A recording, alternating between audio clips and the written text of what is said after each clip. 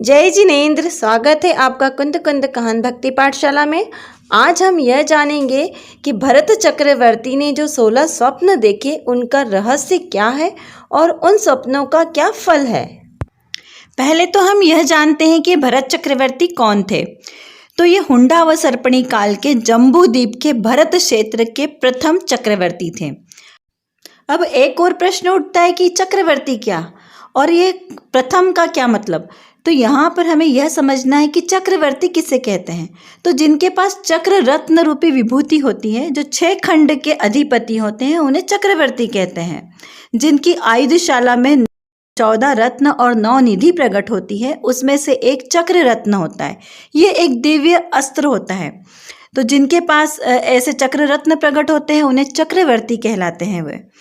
और ऐसे चक्रवर्ती इस जम्बूद्वीप के भरत खंड में 12 चक्रवर्ती नियम से होते हैं, ना ज़्यादा और ना कम। लौकिक भाषा में हमने बहुत सारे ऐसे सम्राटों को भी चक्रवर्ती की उपमा दे दी जिन्होंने बहुत बड़े भूखंड पर राज्य किया। लेकिन यदि हम प्रामाणिक मान्यता के अनुसार देखा जाए तो चक्रवर्ती की उपमा सिर्फ उन्हीं चक्रवर्तियों को, राजाओं को मिलती है जिनके पास चक्र रत्न नाम की विभूति होती है। 6 खंड का राज्य होता है और 96 यानी 96,000 रानियां होती है उनकी। बहुत ही विस्तृत वैभव है। यदि आपको अवसर मिले तो भरतेश चक्रवर्ती का वैभव जरूर पढ़ना, सुनना कि किस प्रकार से वैभव उनका होता है। तो वह वैभव सामान्य राजाओं के पास नहीं होता है, इसलिए चक्रवर्ती सिर्फ 12 ही होते हैं, उन्हीं के पास वैभव होता है। और अन्य राजाओं को सिर्फ उनकी प्रभुता के हिसाब से चक्रवर्ती कहा गया है, वैसे वो चक्रवर्ती नहीं कहलाते। तो ये जो प्रथम चक्रवर्ती है भरत चक्रवर्ती, ये कौन है? ये राजा नाभि राजा और रानी मरुदेवी के पुत्र ऋषभदेव और उन्हीं के पुत्र भरत चक्रवर्ती। क्यों? क्योंकि यह इस पूरे काल चक्र यानी जो ये चतुर्थ काल है, इस काल के प्रथम राजा थे और उन्हीं के पुत्र प्रथम चक्रवर्ती। इन्हीं के एक और भाई जिन्हें बाहुबली कहते हैं, वो प्रथम कामदेव के रूप में प्रतिष्ठित हुए। अभी आप सोच रहे होंगे कि ये नाभि राजा और ये कौन है। तो नाभि राजा और मरुदेवी के पुत्र ऋषभदेव और उनके पुत्र भरत चक्रवर्ती। आप हम सब यह तो जानते हैं कि सृष्टि का निर्माण मनु राजाओं के द्वारा होता है। इसी प्रकार मनु राजा 14 प्रकार के कहे गए हैं, जिन्हें कुलकर भी कहा जाता है। कुलकर एक्चुअली में जो बहुत ज़्यादा बुद्धिमान ज्ञानी होते हैं उन्हें कुलकर कहा जाता है, जिनसे नई नई धर्म की स्थापना, नए नियम आदि बनाए जाते हैं। इसी प्रकार के जो अंतिम कुलकर थे 14वें नंबर के, 14 नंबर के नाभि राजा, उन्हीं को मनु भी कहा जाता है। तो उनसे इस सृष्टि का निर्माण हुआ। पहले से तीसरे पीरियड तक कल्प वृक्ष हुआ करते थे, जिनकी रोशनी से 24 घंटे प्रकाश फैलता था। जब धीरे धीरे तृतीय काल खत्म होने लगा और चतुर्थ काल का प्रारंभ होने वाला था, तब धीरे धीरे कल्प वृक्षों की रोशनी कम होती गई, जिससे प्रकाश कम हुआ और सूर्य चंद्रमा प्रकट होते दिखाई दिए, जिससे लोग डरने लगे। उस समय प्रीति श्रुति राजा और उनकी रानी स्वयं प्रभा जी, इन्होंने सभी प्रजाजन को सूर्य और चंद्रमा का स्वरूप बताते हुए उससे उनका भय दूर किया। इस प्रकार ये पहले कुलकर कहलाए। दूसरे कुलकर श्री सन्मति जी और यशस्वी महारानी ने प्रजाजन को अंधकार का भय मिटाकर तारागण के साथ आदि परिचय करवाया। तीसरे कुलकर श्री क्षेमंकर जी राजा और रानी सुनंदा ने प्रजाजन को हिंसक पशुओं से की संगति का त्याग करने का उपदेश दिया। फोर्थ कुलकर सीमंकर और रानी विमला जी ने प्रजाजन को हिंसक पशुओं से बचने के उपाय आदि बताए। पांचवें कुलकर श्री श्रीमंकर और मनोहर रानी ने सभी प्रजाजन को कल्प वृक्षों की सीमाएं समझाई। छठे कुलकर श्री मंदर और यशोधर महारानी ने प्रजाजन को कल्प वृक्ष की गुच्छादिक की चिन्हित सीमाएं समझाई। सातवें कुलकर श्री विमल वाहन और सुमति रानी ने प्रजाजन को हाथी, घोड़ा आदि बड़े जानवरों की सवारी करने का उपदेश दिया। आठवें कुलकर श्री चक्षुमान और धारिणी रानी ने प्रजाजन को बालक का मुख देखने का उपदेश दिया। नवमें कुलकर श्री यशस्वी और कांतिमाला रानी ने प्रजाजन को बालक के नामकरण करने का उपदेश दिया। 10वें कुलकर श्री अभिचंद्र महारानी ने प्रजाजन को शिशु रोदन निवारक चंद्रादिक के दर्शन करने का उपदेश दिया। 11वें कुलकर श्री चंद्रप्रभ राजा और प्रभावती महारानी ने प्रजाजन को बालक को शीत आदि ऋतुओं से बचाने का उपदेश दिया। 12वें कुलकर श्री मरुदेव और सत्या रानी ने प्रजाजन को नौका आदि के द्वारा विहार करने का उपदेश दिया। 13वें कुलकर श्री प्रेसनजीत और रानी अभिमति ने प्रजाजन को बालक के ऊपर जरायु पटल को हटाने का उपदेश दिया, यानी बालक के ऊपर की झिल्ली को हटाने का उपदेश दिया। 14वें और अंतिम कुलकर श्री नाभि राजा और मरुदेवी रानी ने प्रजाजन को कीर्तन आदि करने का उपदेश दिया। प्रथम बार राजा नाभि राजा ने मरुदेवी रानी से विवाह करके विवाह की परंपरा स्थापित की और नियम आदि बनाए। उन्हीं के पुत्र ऋषभदेव भगवान ने असी मसी कृषि का उपदेश देकर धर्म की स्थापना की और धर्म तीर्थ का प्रवर्तन किया। भव्य जीवों को मोक्ष का मार्ग दिखाया। मैं स्वयं भगवान आत्मा हूँ, इस प्रकार का उपदेश देकर सभी को भगवान बनने का मार्ग दिखाया, सुख का सच्चा मार्ग दिखाया। उनके ही पुत्र भरत चक्रवर्ती ने ब्राह्मण धर्म की स्थापना की। पहले कोई जाति नहीं हुआ करती थी, लेकिन भरत चक्रवर्ती ने 4 प्रकार की वर्ण व्यवस्था स्थापित की, जिसमें ब्राह्मण, क्षत्रिय, वैश्य और शूद्र, इस प्रकार के 4 प्रकार में डिवाइड करके और धर्म की स्थापना की। ऐसे महान सम्राट भरत चक्रवर्ती का समग्र जीवन ही हमारे लिए प्रेरणादायक है। आइए हम एक नज़र डालते हैं कि ऋषभदेव भगवान और भरत चक्रवर्ती का जन्म कब हुआ था।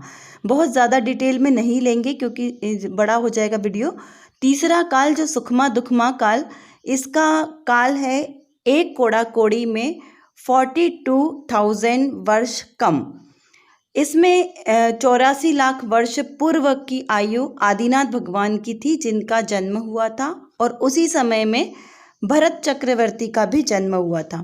20 लाख वर्ष पूर्व का कुमार काल और 1000 वर्ष का उनका छद्मस्त यानी ध्यान का, मौन साधना का काल था। ऐसे कुल 83 लाख वर्ष पूर्व की आयु में उन्होंने जिन दीक्षा ग्रहण की और शासन काल उनका 83 लाख वर्ष पूर्व का माना जाएगा। इसी बीच में जो भरत चक्रवर्ती आदि हुए और उनके 16 स्वप्न आदि, ये सारी क्रियाएं हुई। अब इस कालगणना को आपको ऊपर लिखा हुआ दिख जाएगा, आप इसे ध्यान से पढ़ें तो आपको इसमें समझ में आएगा कि पूर्व का क्या मतलब होता है, पूर्वांग क्या है और किस तरीके से उनका एज निकाला गया। इसके बाद यदि हम देखें कि आज से कितना समय हुआ, तो हम यहाँ से महावीर भगवान यानी पंचम काल से स्टार्ट करेंगे। चतुर्थ काल का हमें समय पता चल गया है। पंचम काल भगवान महावीर के निर्वाण के बाद का जो संवत है उसे माना गया है, जो अभी चल रहा है हमारा 2550 वीर निर्वाण संवत। जो आपको ऊपर लिखा है ये किस तरीके से निकलेगा ये भी आपको दिखाई दे रहा है। एक दिन उन्होंने भविष्य का निर्माण करने वाले यानी पंचम काल कैसा होगा इसके सूचक रूप 16 स्वप्न देखे। तो चलिए हम भी चलते हैं भरत चक्रवर्ती जी के देखे हुए 16 स्वप्न और उनका क्या फल था, आइए हम जानते हैं। भरत चक्रवर्ती जी ने पहला स्वप्न देखा 23 यानी 23 सिंह पर्वत की चोटी पर चढ़ते हैं।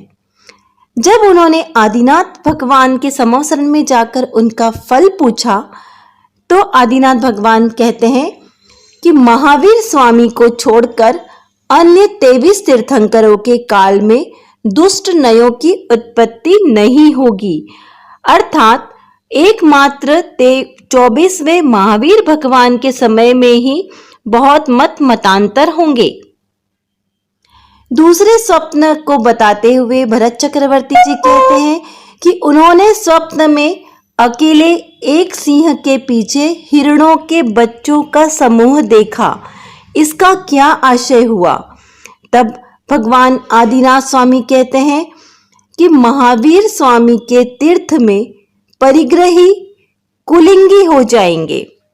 जो साधु होंगे वो परिग्रह साथ रखेंगे। उसके पहले तक साधुओं के पास परिग्रह नहीं होता था, अपरिग्रही कहलाते थे। इस प्रकार का स्वप्न था। तीसरे स्वप्न को कहते हुए भरत चक्रवर्ती जी कहते हैं कि उन्होंने एक बड़े हाथी के बोझ को घोड़े पर लदा हुआ देखा। तब भगवान वृषभदेव कहते हैं, यह अर्थ निकला कि पंचम काल में साधु तपश्चरण के समस्त गुणों को धारण करने में समर्थ नहीं होंगे। इस प्रकार हमें यह स्वप्न आज भी सार्थक होता दिखाई देता है। चौथे नंबर के स्वप्न को कहते हुए चक्रवर्ती जी कहते हैं कि उन्होंने कौवों के द्वारा उल्कू को त्रास देते हुए देखा। उल्कू यानी हंस को परेशान करते हुए उन्होंने स्वप्न में देखा था। इसका अर्थ बताते हुए भगवान ऋषभदेव जी कहते हैं कि मनुष्य धर्म की इच्छा से जैन मुनि को छोड़कर अन्य साधुओं के पास जाएंगे। अपनी स्वेच्छा से ही जैन धर्म को मानने वाले अन्य साधुओं का आचरण करेंगे। पांचवें स्वप्न को कहते हुए भरत चक्रवर्ती जी कहते हैं कि सूखे पत्ते खाते हुए दो बड़े बकरों को देखा। इसका अर्थ ऋषभदेव भगवान इस प्रकार बताते हैं कि आगामी काल में मनुष्य दुराचारी होंगे। अपने छठे स्वप्न को बताते हुए भरत चक्रवर्ती जी कहते हैं कि उन्होंने भूत प्रेतों का नृत्य करते हुए उन्हें देखा। इसका अर्थ बताते हुए श्री ऋषभदेव भगवान कहते हैं कि लोग व्यंतरों को देव समझकर उनकी पूजा करने लगेंगे। जो वीतरागी सर्वज्ञ हितोपदेशी भगवान हैं, उनकी पूजा करने की बजाय व्यंतर देवों को देव समझने लग जाएंगे। इसी प्रकार भरत चक्रवर्ती जी अपने सातवें स्वप्न को बताते हुए कहते हैं कि उन्होंने कुत्ते को नैवेद्य खाते हुए देखा, यानी पूजन की थाली। इसका अर्थ आदिनाथ भगवान इस प्रकार से बताते हैं कि आगे के काल में व्रत रहित ब्राह्मण गुणी पात्रों के समान आदर पाएंगे। जो उत्तम पात्र है उन्हीं की तरह निर्गुणी ब्राह्मणों की पूजा की जाएगी। इसी प्रकार अपने आठवें स्वप्न को बताते हुए कहते हैं कि उन्होंने गजेंद्र के ऊपर बंदर को बैठा देखा, हाथी के ऊपर बैठा हुआ बंदर देखा। इसका यह अर्थ हुआ कि क्षत्रिय वंश नष्ट हो जाएंगे, नीच कुलीन पृथ्वी पर राज्य करेंगे। अपने अगले स्वप्न को बताते हुए भरत चक्रवर्ती जी कहते हैं कि उन्होंने अपने 9वें स्वप्न में एक सरोवर में चारों तरफ जल भरा हुआ और मध्य भाग को सूखा देखा। इसका अर्थ बताते भगवान आदिनाथ जी कहते हैं कि धर्म आर्यखंड से हटकर प्रत्यंतवासी यानी मलेच्छ खंडों में ही रह जाएगा। जो जैन धर्म आर्यखंड में हुआ करता था वो अब यहाँ से हटके मलेच्छ खंडों में हो जाएगा। वैसे विधि का विधान है कि आर्यखंड में धर्म रहता है और मलेच्छ खंड में धर्म नहीं होता। अपने 10वें स्वप्न को बताते हुए भरत चक्रवर्ती जी कहते हैं कि उन्होंने रत्न राशि को धूल में लिप्त देखा। इसका अर्थ भगवान ऋषभदेव जी कुछ इस प्रकार से बताते हैं कि पंचम काल में रिद्धिधारी मुनि नहीं होंगे। पूर्व के काल में मुनियों के पास 64 रिद्धियां तो गिनती की होती थी, लेकिन अनंत रिद्धियां होती थी। लेकिन अब के मुनि, पंचम काल के मुनियों के पास रिद्धि नहीं होगी। इस प्रकार 11वें स्वप्न को बताते हुए भरत चक्रवर्ती जी कहते हैं कि उन्होंने ऊंचे स्वर में शब्द करते हुए तरुण बेल का विहार देखा। इसका अर्थ ऋषभदेव भगवान जी इस प्रकार बताते हैं कि पंचम काल में मनुष्य तरुण अवस्था में ही मुनि पद में ठहर पाएंगे। अन्य में नहीं। और आज हम ये प्रत्यक्ष देख रहे हैं कि आरिका विद्वान और विदुषियां युवा अवस्था में ही जिन शासन की ध्वजा को बड़ी शान से थामे हैं।